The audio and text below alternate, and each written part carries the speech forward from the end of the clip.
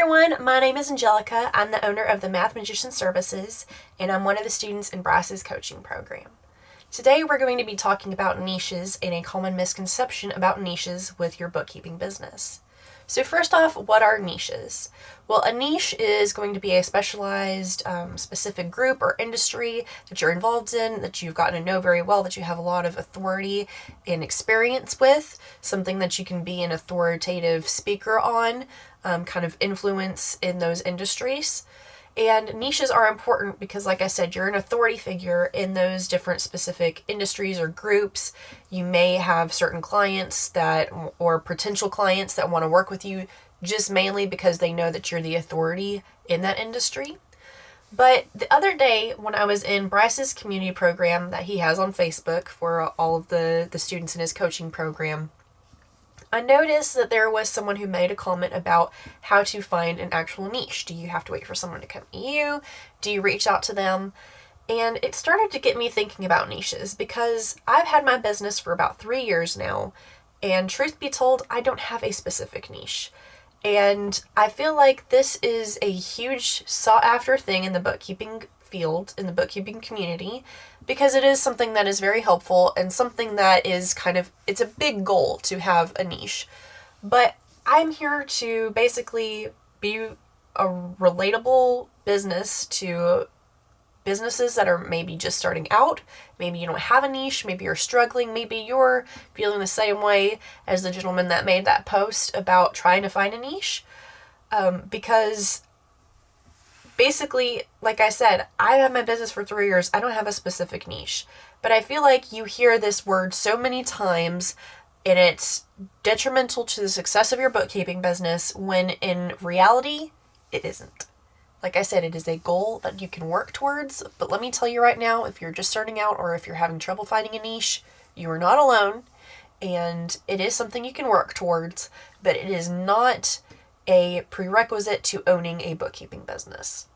So let's talk about a few misconceptions about having a niche. At least specifically for me personally, maybe this will relate to you.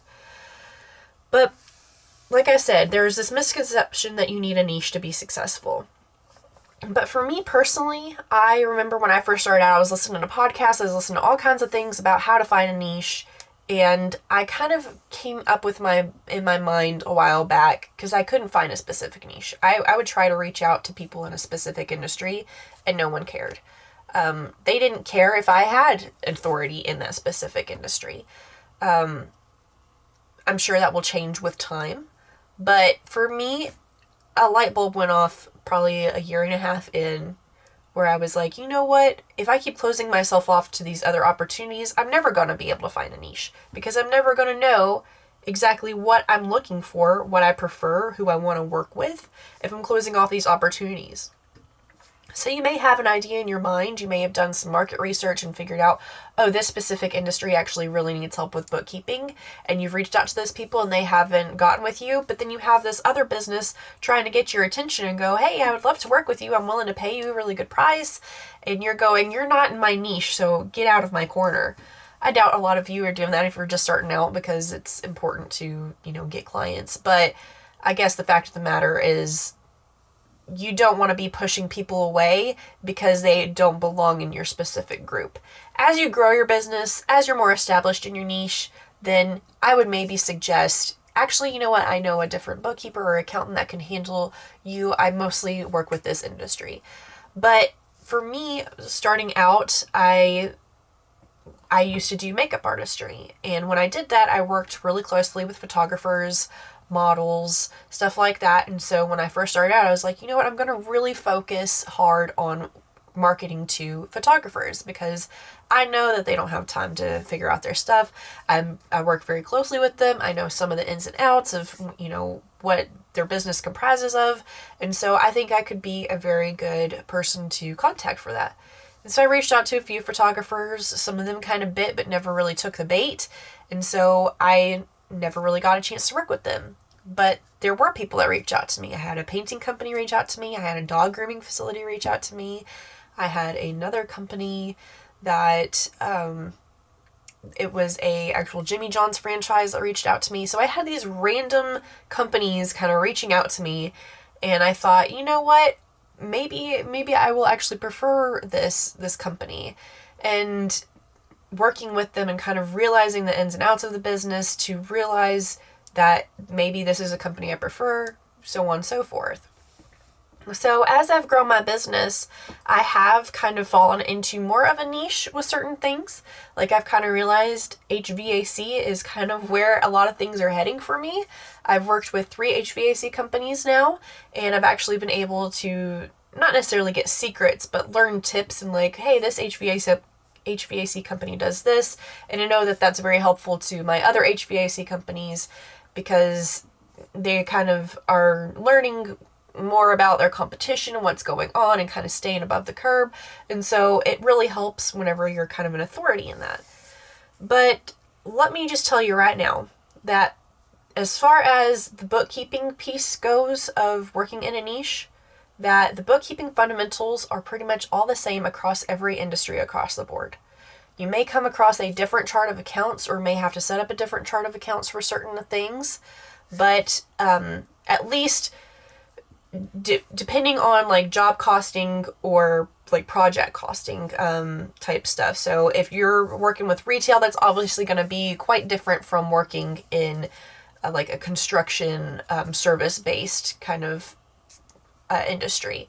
But basically, if you're working like in a service related industry, you will notice patterns throughout every business that categorizing is all the same, reconciling is all the same. There may be specific things that you have to categorize to in the chart of accounts. So for instance, HVAC, they're going to be purchasing more air conditioning, plumbing, coils, all kinds of different supplies. And so they may have that set up in a chart of accounts to keep track of. Whereas opposed to a dog grooming facility, they're going to have it set up a little more differently where they kind of have their chart of accounts set up more to track some of the grooming supplies they might be buying, some of the income that they may be getting from either like dog grooming or pet supplies or what have you that some of these dog grooming facilities offer. So there's a difference in chart of accounts, but the actual fundamentals of everything you're doing in your bookkeeping company for that company is all going to be kind of the same across the board. So why I'm saying all this is I don't want you to be sweating. I don't want you to be thinking, oh no, I don't have a niche. I'm not going to be able to make it in my bookkeeping business. And why don't I have a niche and I'm a failure? I don't want you to be thinking that because truth be told, you're opening yourself up to these opportunities, whereas other people may be shutting them out. And then you may be able to develop a niche specifically with that. And if you are looking for a specific niche, if you're just kind of like, that's great and all, Angelica, but I don't really care about what your step is. It's kind of like a long haul step of just take in a bunch of these stragglers and then see what works for you. That's worked best for me.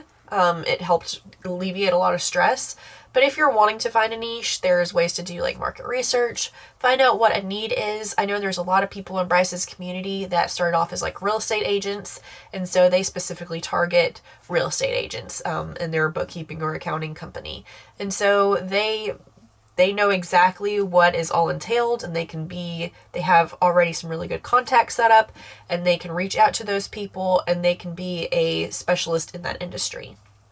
And so doing market research, figuring out how your skills play into it, knowing what you can offer, and then where is there a need, what do you prefer to work with, but some of these things may not work out in your favor. So I just wanted to basically make this video, like I said, just kind of alleviating some stress for you guys maybe if y'all are feeling like, I just don't have a niche, I can't do this, So anyway, I hope this video kind of helped you a little bit, and if you liked it, please give it a thumbs up, and don't forget to subscribe. Also, if you have your own bookkeeping or accounting business and you're just wanting to get a little bit more ahead, figure out how to market to people, figure out how to actually find niches, because Bryce does cover a lot on niches, then I would suggest giving Bryce a call. You can use the link in the description below to go ahead and book a call with him to see how he could help you in your bookkeeping business today. So thank you again so much for watching. I'll see you in the next one. Bye!